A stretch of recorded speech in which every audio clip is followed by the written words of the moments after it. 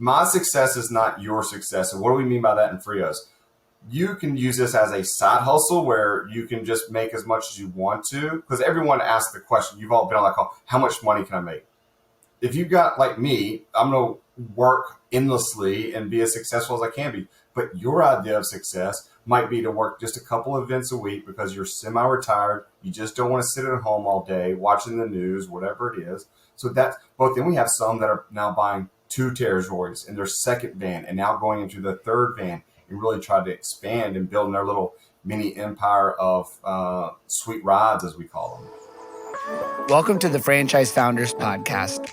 We are on a mission to help aspiring entrepreneurs just like you take action through franchise ownership, allowing you to obtain more financial freedom, time with family, and ultimately a business that can run on its own without you.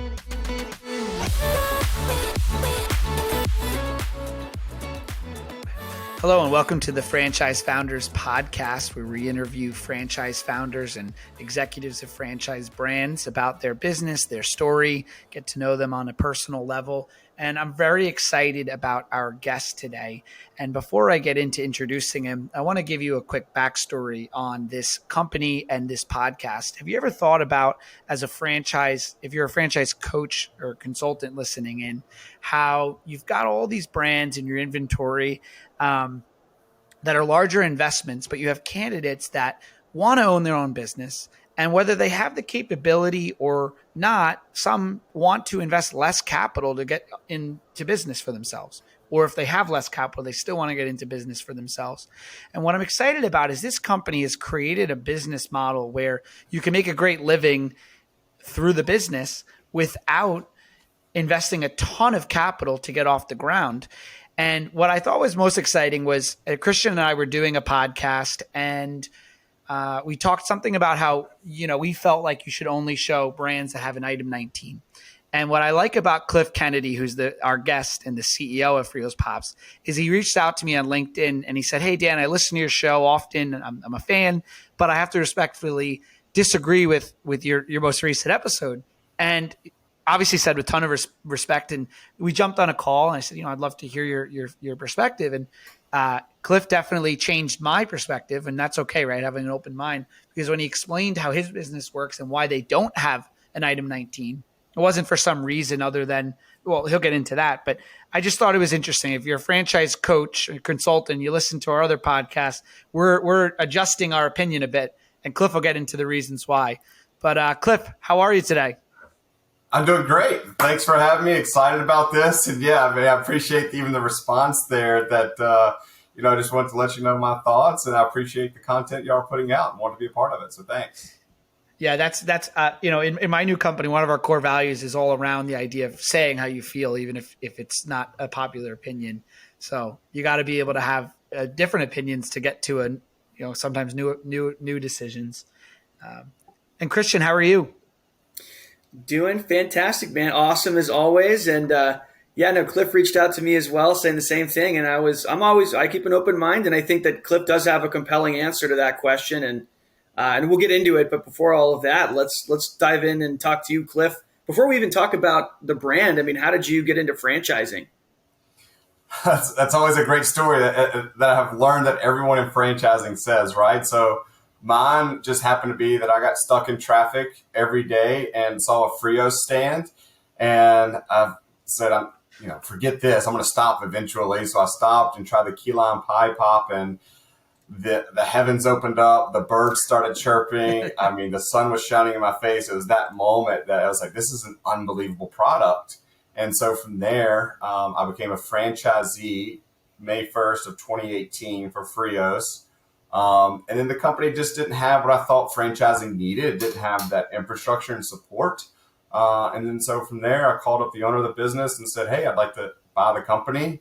And then December 21st of 2018, I officially took over as the franchisor for Frios, moved it from its location into Mobile, and here we are today. So it's a whirlwind story of just getting stuck in traffic. Love it. So what was that transition like from going to franchisee to taking over the whole brand? That must have been an interesting transition. Yeah, it was, it was drinking water through a fire hose, right? It was just trying to learn everything we could. And I've been in a small family business, and I've had that entrepreneur aspect. My grandfather started our family business out of the back of his car with an 8th grade education. So I just like, get in there. You're never going to outwork me. Let's figure it out. And so I spent long hours and everything else, like learning the franchise system. I immediately went on a listening tour of all our franchisees. I did make some mistakes early on. It's like, what I thought they really needed. And so I was doing more of just saying, hey, this is what I think we need to do to turn it around before I finished that listening tour. And so, yeah, there was hurdles along the way of figuring it all out. And so eventually I started learning more and more. And over the past 3 years and almost 4 years now in December of bringing on an incredible team to help me as we take that next step of now having 56 territories, getting out of that emerging category and taking us into that 100-unit mark. It's just constantly evolving. I have to highlight something you just mentioned there. Did you call it a listening tour? Yeah, I did. I called it a listening tour. So as soon as I got in there, I immediately got all the franchisees' information. And if I couldn't travel, whatever it was, I was immediately calling them and saying, what's working for you? What's not working for you? My name is Cliff Kennedy. I was a franchisee for 6 months. Here's why I want you to trust me. We're going to do amazing things and turn this around and more support.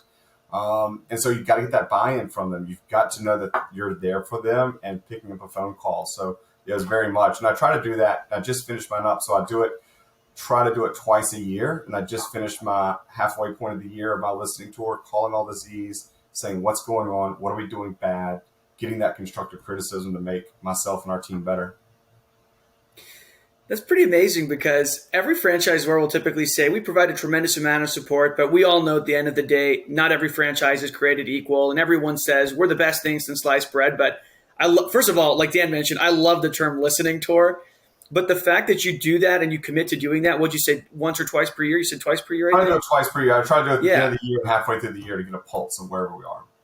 Yeah, that's fantastic. How many brands can honestly say that the owner of the brand is calling the franchisees, asking for feedback, and keeping an open mind and listening to them and implementing some of that feedback? I think that's tremendous, man. And it's not easy. I mean, there are these last couple of calls that we've had. It hasn't been easy. We've made mistakes in where we're trying to go with different strategies. But it's a great, okay, let's pull back a little bit. Let's listen. Let's see through all these calls what's at the top of the list. Let's start knocking them down one by one of what's most important to our Z's. And sometimes it's easy to think that you have the right vision, but it's not. And you've got to listen to your Z's. Those are the most important people in this industry. And so listening to them and letting them know they've been heard and understanding sometimes where they don't think they're being listened to or being heard is very important to build that relationship.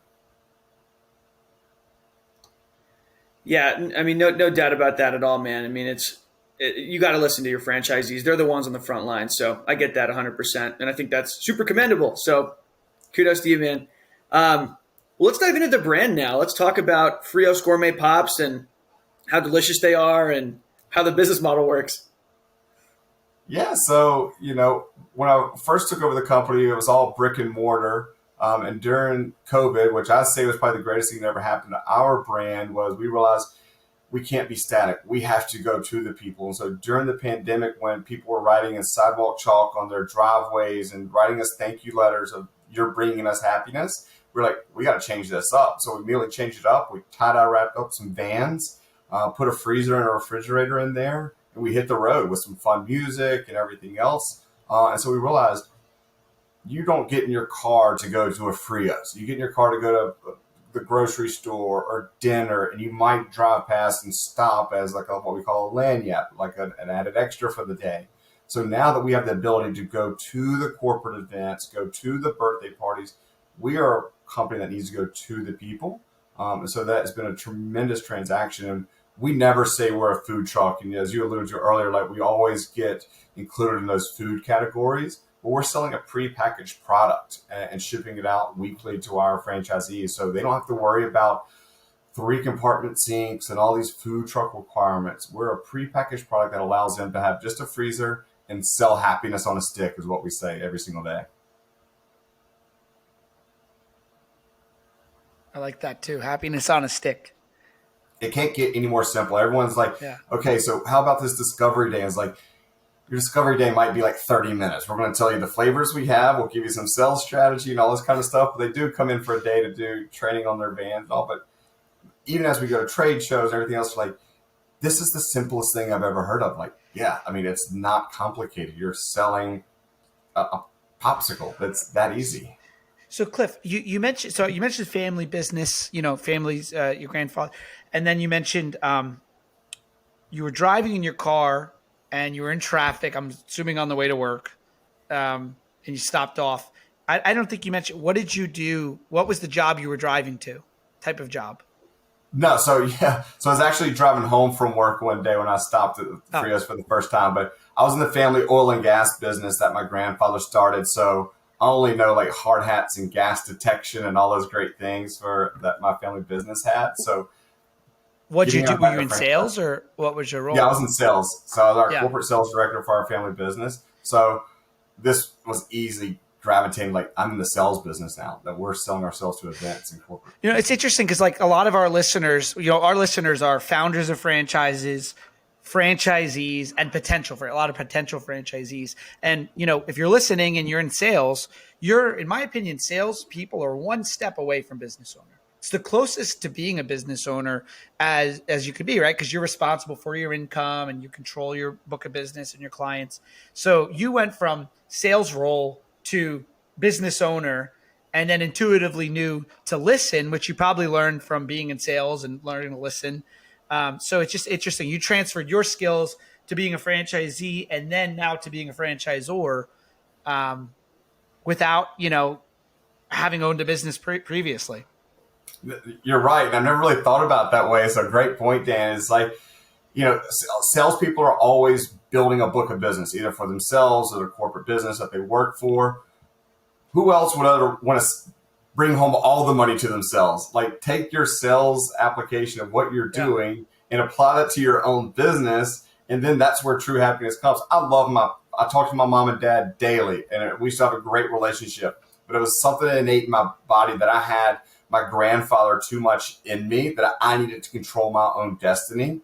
And so this was my path to doing that with my sales capability and everything else. I mean, I was talking to I had 2 franchisee calls this morning, and I was just getting so fired up about how I can help them with their sales strategy. But that's the beautiful thing. If you don't have that sales background, but you still want to be an entrepreneur in our business, you've got me, you've got a team of people helping you. If it's Patty, or if you need accounting help, it's Matt. We also have an event people that are helping you book events. So it's just that simple system, like, okay, get into it and you find your path. And it's pretty hard to get somebody on the phone and say, hey, would you like a popsicle? And then say no. It's pretty tough to do. No doubt, man. Well, it's what's funny, and I think a lot of people miss this, especially when they're first getting introduced to franchising. They think, man, I have to have a background in the gourmet pop business or whatever it is. And I think if you've listened to the podcast long enough, you'd realize that that's not the case for most people. But you do have some of those higher level skills, like a sales background, for example, that can transfer over to all kinds of things. If you know how to have conversations with people, if you know how to listen, and you can get excited about what it is that you're actually selling, then I think that transfers over to a lot of different things. So makes sense to me. And one thing that you said that really stood out to me was that COVID was one of the best things that happened to you guys, which sometimes Dan and I will hear that from a lot of like home services franchisors. Very rarely do we hear that, really, I would think, from like a food concept. But you're more food adjacent, right? Because you're not preparing anything. We're selling a food product, yeah. Yeah, but you're not, you're not having to prepare anything, which keeps the investment lower, which is something I also think is really makes you guys stand out. So I mean, what's the all-in investment according to the item 7? I mean, you're looking at just all in. If you decide to pay everything out of pocket, pay for the van, pay for everything, you're looking probably around $100K. But if you want to finance the van like most people do and everything else, you're just getting one territory, you can get in for under $50K. And the beautiful thing is you're up and selling day one. It's not like you have an open time. Yeah, you might wait for your van for 3 or 4 weeks or something, but you can start setting up wholesale accounts where you're going to the country club, the resorts, the hotels, the concession stands, the schools, selling to them at a wholesale rate. And I call that mailbox money.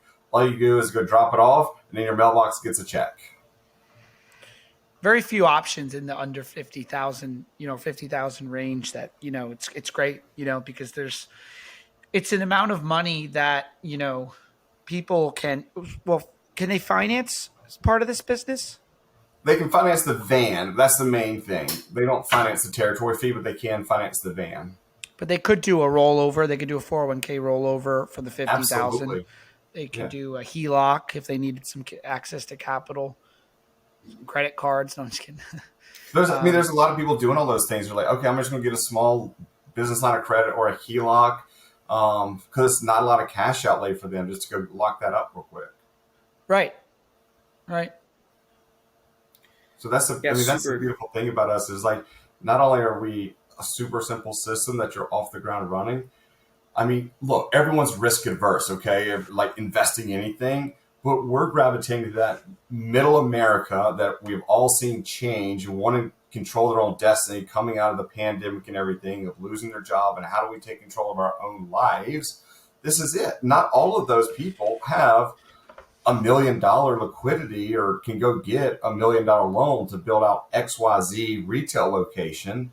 So, okay, let's give this a shot. Let's bet on myself, but they don't want to completely bankrupt their entire family. So absolutely, let's give this a go. So we have a lot of people, husbands and wives, and we have several that I can call them off by name, but I know of 2 dads that just bought the company for their kids. They're like, I want to show them the value of $1 and hard work. And so they're there working it with them, but they're growing a nice little business together.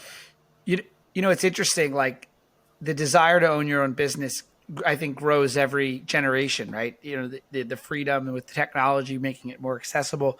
At my company, Franchise Playbook, we're in the middle of hiring our operations coordinator, and she's just graduated her MBA, and she's early 20s. And so this is my first time being in the workforce as not the youngest generation, right? As a millennial. Now we have Gen Z. And so I found myself obsessed with learning about Gen Z over the past few weeks because I wanted to understand. It's probably going to be a lot of people I hire, right, as we get older. And so there's actually a stat that it's like 71% of Gen Z people in the Gen Z category want to own their own business or be a freelancer, not own their own, do a job. And they're doing it. They're not saying like, I want to do that. They're literally turning down jobs and going for freelancing or business ownership. So these numbers are actually going to go up more than they even are, which is pretty interesting. Yeah, exactly. And those are the people that we're getting in that are excited about it. It's like you get to jam some awesome music in a tie-dye wrapped van and wear T-shirts and flip-flops or whatever. Like if we call it, it's funny. If like, if I stood up right now, I'm in shorts. Like it's a big day around the office if I'm wearing like formal pants or something like that. Because if you see me dressed up, I mean, I sell popsicles for a living. We sell happiness for a living. I better be dressed appropriately. So my coat and ties haven't seen the light of day in a long time, but that's what I love about it. Like we always talking about those personas and who are you trying to get into your franchising? Like who are you really trying to target? We have the over 65 generation that are buying territories from us. We have the young families that are looking for something to do. We have the executives that are looking for their kids for something to do. Like everyone is just like, wow, okay, I get to wake up and sell happiness for a living. That's all we're focused on. And the fact that we can do that with a low cost and very simple system, I think that's what kind of attracts people to our business. For sure. I mean, Dan already touched on this with Gen Z. They want to own businesses, but obviously they're earlier on in their career. They don't have as much capital saved. So the low barrier to entry in something like this allows them to get into business ownership without a whole heck of a lot out of pocket. But then I also think about people that are maybe on the verge of retirement or just retired and, hey, they have all this money amassed and they'd like to enjoy retirement, but they also don't want to be completely bored and do nothing. So they'd like to be maybe kind of semi-retired. And this is a model that sticks out to me as a low barrier to entry, but it also seems like there's a degree of flexibility, Ton of flexibility. I mean, For me, look, I still have a territory, but I'm an absentee owner. I have unbelievable person in Kirsten who runs it for me. We talk occasionally, but she shows up to work on late Monday afternoon because she's got a couple of events, or she might stay at home with her kids for half a day if they're during the summer. Like, tons of flexibility, because I tell everyone, my success is not your success. And what do we mean by that in Frios? You can use this as a side hustle where you can just make as much as you want to, because everyone asks the question. You've all been on that call. How much money can I make? If you've got, like me, I'm going to work endlessly and be as successful as I can be. But your idea of success might be to work just a couple of events a week because you're semi-retired. You just don't want to sit at home all day watching the news, whatever it is. So that's both. Then we have some that are now buying 2 territories in their second van and now going into the third van and really try to expand and build their little mini empire of sweet rides, as we call them. Yeah, it's interesting. Like, I like what you said about your success is not my success. Like, that's important to keep in mind too. With, like, I always remember that my financial goals are different than someone else's, and that's okay. Right? Someone may want to make less and be happy with that, and then the expectation of what you're asking them to do is going to be less too, right? They want to have more, more work-life balance or whatever. But it's interesting. I think what you're building is a system that, like, I always see a franchisor say, especially as a franchise, coach, I want the best people. I need the best franchisees. They got to be A players. And the reality is, why? If you need A players in your system, then it's not a great system. No offense, you want to be able to have a system that a B player can perform in, because the system is so strong. And it makes me think of, like, at Franchise Playbook, we're hiring salespeople and we're turning them into franchise coaches on a salary. And people say to me, whoa, what if they want to, they want to be on their own and they want to own their own business? No, they don't. That's not true. They didn't want to. They wanted to work somewhere. And we're providing franchise coaching as a job, which has never been done before, provided before. And there's a whole bunch of people that want that. Right? You don't, just because you're a business owner doesn't mean everybody wants to be a business owner, or vice versa. So you're providing people a franchise opportunity that they can have fun. It's a lifestyle. They can make a living. It's really smart. No, and thank you. And we stumbled into, like, really trying to develop this out. And that was part of the listening tours, finding out that some of my franchisees, they wanted to give every dollar they made back to their nonprofit. And so they didn't care about the profitability of the company. I mean, they wanted to make profit to give back. I have some that just want to work 4 or 5 events a week. I have some that we're talking to now just bought his third territory and just signing up because he wants to go all in from the beginning and really start to expand and lock all his territory up. So again, that's the beautiful thing about what we offer in a low-cost system, is that the diversity of the people that are in our system. If you look at our monthly franchise calls, you have to be like, oh my goodness, look at all the different faces and diversity that we have. It's like, we are accepting of all people, and we're going to train you up, because you might not have the best sales background, but look, let me tell you, here's 3 simple tactics of how to sell a popsicle. And it's pretty easy to do. Like, anybody can learn that. But if you don't understand how to run the financials, that's why we fixed all of those. You got a fixed van payment. You got a fixed royalty, like all these fixed overhead costs. Perfect. Matt can help you run the numbers and everything. So that's what we really try to show, is like, I go back to what you said, Dan, is like, not everyone knows if they want to run a business or not, but you're so close to it. So why not give them that simple system that we provide them with? Yeah, it's so true that there really are different strokes for different folks. And oftentimes Dan and I will have franchisors on the podcast, and no shade on them, but they're looking in many cases for those empire builders. And one of the reasons also is, the more money that they can show in the item 19, the more revenues people are doing. If they disclose bottom line numbers and all of that, that helps them sell more franchises too. But it's what I like that you're doing is you're really there. It feels like this brand, there's something for everybody. Like, you could be the empire builder in this brand and get a ton of trucks and really scale it.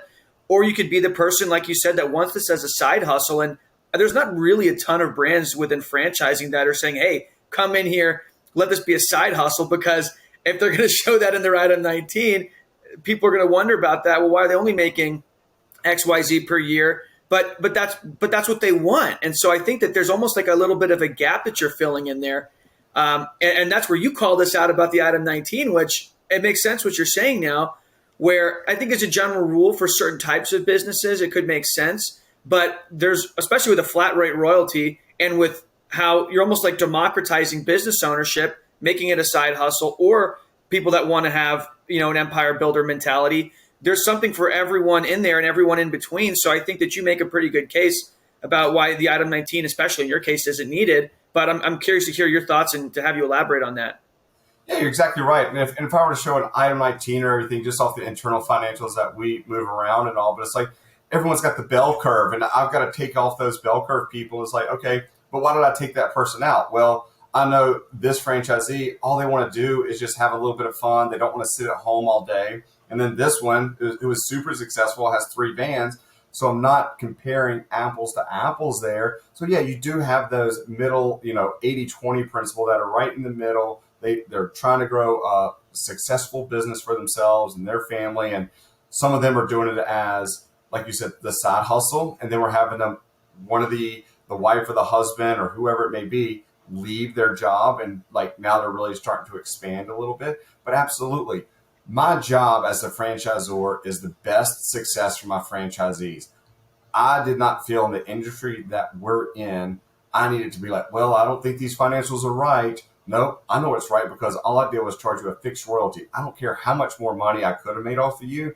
I want you to be a successful entrepreneur and give you a platform to be successful, low stress. It's a lot less stress when you're worth millions of dollars and all. I mean, it's relatively, it's income bound where that is. So it's a lot less stressful if you're putting up that 50,000 and you're like, oh, I'm betting on myself, rather than somebody's already got 3 or 4, fast chain restaurants or whatever it is. So for us, we're trying to appeal to all people.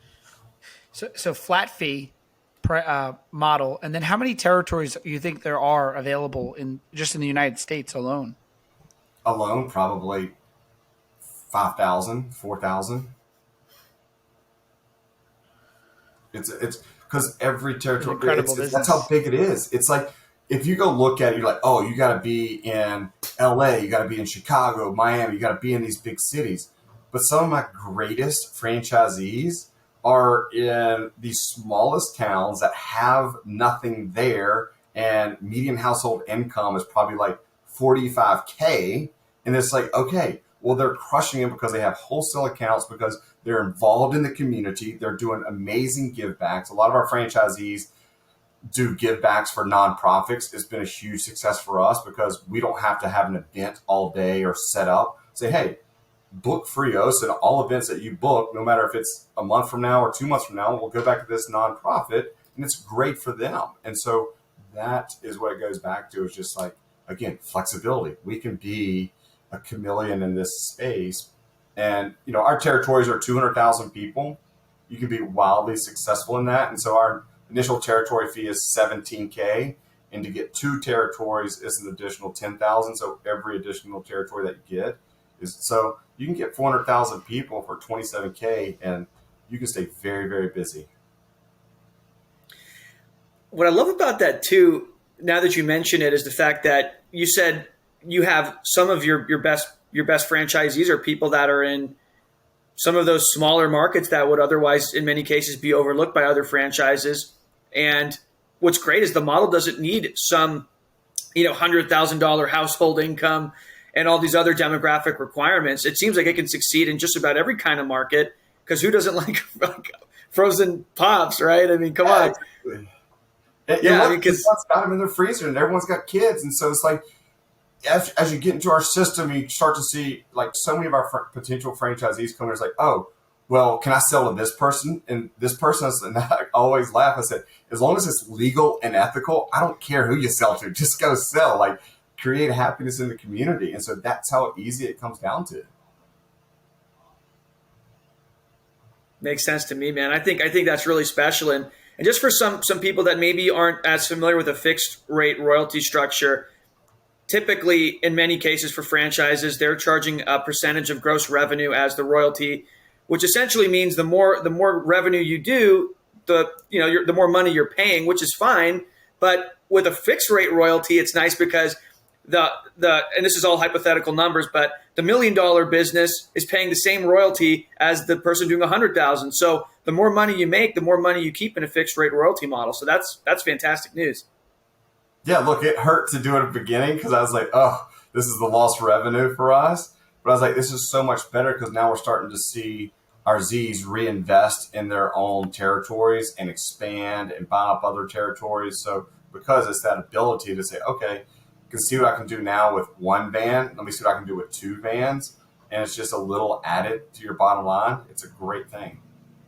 I think it's incredible, the compounding effect of like setting a financial goal for yourself from a personal income standpoint, and then leaving yourself at that number as your business grows, so you can reinvest and get more trucks and grow. Like, I just keep thinking about that because I think about these people that have 100 territories or units of a business, and the only way they could do that, unless they're independently wealthy, from some reason, is they put down the down payment to buy a business. It cash flows. They get a loan against. They take the cash flow to put down the down payment, get a loan against that, and over and over and over, and not touch the money that they're making to grow their business. And it's interesting. They could do that here too because they don't have to make a massive investment every time. They can have multiple trucks out on the road.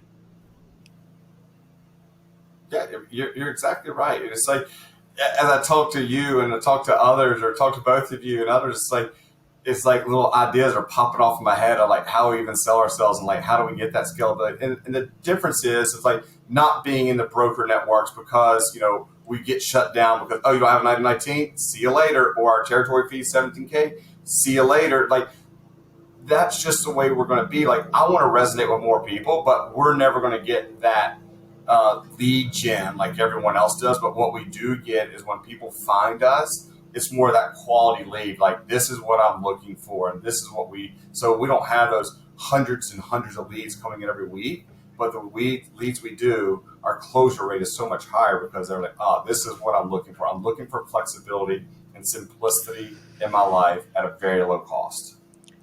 Have you thought about joining the broker networks like an IFPG, but just and offering it as an opportunity to, when they, yes, it's a lower commission, but it's an easier sale, and Yeah,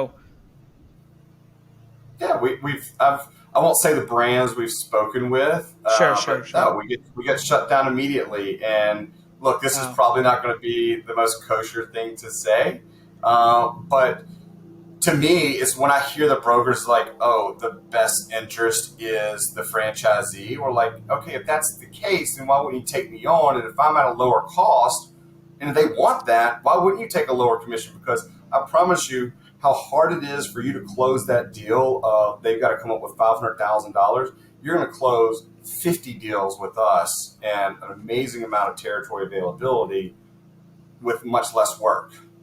I don't know. I mean, maybe I don't know. I don't know the group you talk to. We're not going to talk about that. But I would keep looking into it because I think about there's brands that are lower commissions that are helping lots of people buy. Like I think first comes to mind is like Naturals to Go or Claim Tech or there's a global training is a financial training business. I don't know. I think that there's a lot of brokers that would understand the opportunity to sell a lower investment. I mean, I don't know. Yeah. Some will, some won't, I think. But I know a lot of very, very successful franchise consultants, some of the top in the industry that because they care about their client more than anything and they don't always deal with or get referred to somebody that has, like you mentioned earlier, Cliff, $1 million net worth, they're willing to say, hey, this might be the best option for you. And yeah, we don't make as much per deal, but we can certainly do a heck of a lot more of them and make up for it in volume. Where, I think some get it, some won't. Maybe it just depends on the consultant, I think. But I think you could get some traction. I mean, I certainly see the value big time. Look, I changed your mind on the item 19. You're starting to change my mind a little bit as well. So yeah, that's the goal, right? And the point of our podcast, Cliff, we try to do two things. We like to get granular, give people especially when it's a supplier of some sort on the call, to give a granular. Here's how you can actually actionable steps do something. The other thing is we just try to be we're shooting from the hip. We're being candid. I'll give you an example. my company and my whole living makes money when someone buys a franchise. We get a commission. I'm not hiding that. Anyone that's listening that's saying, hey, I want to work with Dan, you should know that. That's how we get paid. There's nothing to hide there. And sometimes it's more, sometimes it's less. But I agree. Obviously, well, maybe someday the commissions should all be the same. That would make things really good. But at the end of the day, like I agree. I've never thought about a commission ever, not one time, because they all average out anyway. Sometimes you make more, sometimes you make less. Sometimes somebody works with you for a year, they don't buy anything. Sometimes they work with you for a month, they buy something, right? And that's every business in the type of model that we're in. But yeah, I would think about it more. I think that there's opportunity there for you to get your name out there. It's the time value of money. Is what are you putting into that deal, and what's your ROI on that? And so that's what I was trying to say is that we're a low cost system that has an extremely low timeline of open or like lead to close. And so I was like, yeah, you can scale that rapidly. So it's just more communication. I thought we've done, and for us, being able to be on those calls, obviously it goes back to my sales background. I love hopping on these calls with potential Z's and like having Zoom calls with them. I just like the passion I have for this business is no one's ever going to outbeat me on selling that. But no, look, I'm open to anything. This is the fun part about franchising and being on podcasts like this and everything else is learning new things and keeping your mind open to what's really possible. I love it. No, it makes a ton of sense, man. I mean, I definitely see the value in the model. And I mean, we got to get one out by me so I can try one of these guys. Because if I'm looking at the website, I mean, they look delicious. And the vans look super cool too, man. Thank you. That was in a war room one day during COVID. I was like, what are we going to do? All right, tie-dye. I was like, this will stand out. This screams fun. And so, yeah, it was a lot of fun creating it and redeveloping. I mean, we went from concept during COVID. We redid our entire FDD in probably 60 days or less and completely rewrote it as a mobile franchise system and then went to work. And I think we have right around 28 vans on the road now, 30 vans, somewhere around there. Smart, man. I mean, last thing I'll say, I'm reading the book. It's called Authentic. It's the story of the founder of Vans and how he got started. The Vans, the shoe. Yeah. And what he said was with some of his earliest retail stores, to get more customers in and to get them to really pay more attention to the brand, they would, because he figured out very quickly that the customer wasn't really the dad. It was like the mom that was doing the shopping for the family, picking out the shoes for the kids, telling you, hey, honey, no, you can't get those shoes because you don't have anything that matches these. So he was trying to appeal to the kids and to the moms. And so what they started doing was painting circuses on their retail store so that when people drove by, they saw the circus and it attracted the kids' eyes. And the kids were like, oh, let's go check that out. And then it's a shoe store, and then it would help bring more people in. And you with the tie-dye van, same thing. I mean, it definitely pops out, no doubt about that. So it just reminded me of that. I read that story this morning. Now, you never know where two of our top flavors have come from my oldest son. One was through a serious game of paper, rock, scissors, and he looked at the production team and was like, hey, y'all got to go make blue raspberry now. And thank goodness I lost because we did it. And it's like always the perennial like top 3 or top 2 flavor that we have. Is that what you guys call it down there? Paper, rock, scissors, or? I got that too. Rochambeau. No, we call it rock, paper, scissors. Maybe it's paper, rock, scissors, rock, paper, scissors. I don't. It's it's the game. Just kidding. It solves all. I thought that was a Bama thing. Well, no, because you have like pop. You got what do you guys call soda pop, right? Coke. Everything's Coke. Right. Everything is Coke down here. Who calls it pop? Doesn't someone call it Midwest, pop? I think, like Midwest, Chicago? Midwest. Yeah, Chicago people. Yeah. But no, it's look, I'm just having a blast doing what I do. And I going back to what you're talking about and your last podcast or one of the last two, like Leanne talking about, like, I was at the same show with y'all. I wish I'd run into y'all with Jesse Itzler. Same thing. It's like, for me, I've got that endurance bug. And so that's what I kind of put off into my franchisees. Like, you're never going to have a team that works harder. I will never quit. I just finished a 200-mile race, and I just put on LinkedIn. It's like, here I was at mile 72, ready to quit, and I had my DNF speech. And I was like, nope, mine's a strong thing. So having that ability to show potential Z's that and like share my story is like, okay, this is what I do. I'm never going to quit as your leader, and our team, we're going to fight in for you because I know how hard you're fighting and how important that small investment in the grand scheme of franchising is to them. So that's why I take every single person that we have. We call it the Frios family. It's all very, very personal to me. Dan, I saw that you had the same look on your face as I did. Are we just going to gloss over the fact, did you just say a 200-mile race? I did. It took me just under 4 days, but I finished. No big deal. Oh my God. It's mental to me. That's all I tell everybody. Jesse Itzler does those all the time. You know, it's funny. Jesse Itzler, if you're listening, I'm not, probably not, but we got some DMs here. We're trying to get you on our podcast and can't reach your assistant. So call me, tell her, email me back. That's why I did that for you. I knew you were trying. So it's like SEO and like put this in the show notes or something. It's all about that SEO. Yeah. Like bring his name up there for you, trying to help you out. I pinged them one. No doubt. Persistence is key. Yes, that's right. That's right. Absolutely. Well, Cliff, I mean, this has been such a treat, man. And I use the word treat intentionally, but it's been awesome to have you, man. And I think there's been some awesome insight. I love what you're doing with the brand. Is there any parting wisdom or parting words of advice that you would give to maybe franchisors, potential franchisees? Anything you'd like to say at all? No, it goes back to simply just listening. And I've made the biggest mistakes of not listening sometimes. And so you just have to take that step back. Listen, your Z's are going to tell you the story. And you have to have the willingness to say that I don't have all the answers, but I know I can get it if I just listen to other people and actually understanding what they're saying and developing a strategy around that. It's amazing how quick the dynamics will change if you show that they have a voice in a company that they've invested in, especially as a company like ours that is emerging. It's so important. So I admitted to all my Z's, like I lost vision of that for quite a while. But you know, we learn from our mistakes and fight back. So just listen. Boom. Love it, man. Well, awesome. Thanks so much for coming on again, Cliff. Really appreciated the time.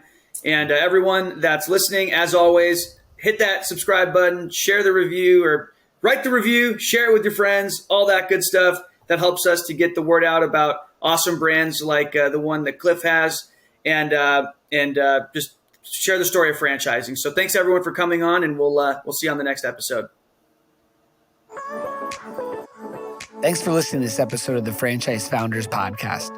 If you want our help with anything from buying a franchise to franchising your business to anything in between, shoot us an email at franchisefounders@gmail.com.